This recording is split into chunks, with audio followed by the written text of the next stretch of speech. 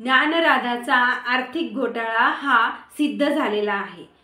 ईडीच्या press note व रजिस्ट्रारांचे letter यानुसार सुरेश कुटे यांनी हा घोटाळा केला व ज्ञानराधाचा पैसा गैरमार्गाने द कुटे ग्रुप मध्ये वळवला हे आता सिद्ध झालेले आहे। त्यासोबतच कुटे ग्रुप यांनी अनेक बँकांकडून लोन घेतलेलं होतं, त्याची प्रक्रिया NCLT मध्ये ऑलरेडी सुरू झालेली आहे। जर त्या बँकांना त्यांचे पैसे मिळाले तर ज्ञानराधांच्या ठेवीदारांना पैसे वाटण्यासाठी शिल्लक राहणार नाही। त्यासाठी ज्ञानराधांच्या ठेवीदार यांनी NCLTची प्रोसेसवर स्टे आणणं आवश्यक आहे।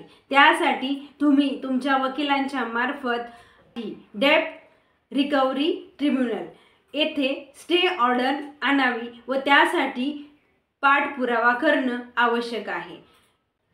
कुटे ग्रुप यांनी फक्त सभासदांनाच नाही तर वेगवेगळ्या बँकांनाही फसवलेलं आहे व त्यांच्याकडनं लोन घेतलेलं आहे। परंतु या व्हिडिओच्या मार्फत मी सर्वांना असे आवाहन करते आणि सरकारलाही अशी विनंती करते की मोठ्या बँका ह्या पैसे वाचून मरणार नाहीत, परंतु गोरगरीब जनता नक्कीच मरेल। त्यासाठी सर्वात आधी तुम्ही जनतेचे पैसे आधी द्या, त्यानंतर इतर बँकांना तुम्ही पैसे द्या, परंतु सर्वप्रथम तुम्ही गोरगरीब जनता जी आहे त्यांच्या मागे तुम्ही उभे राहा।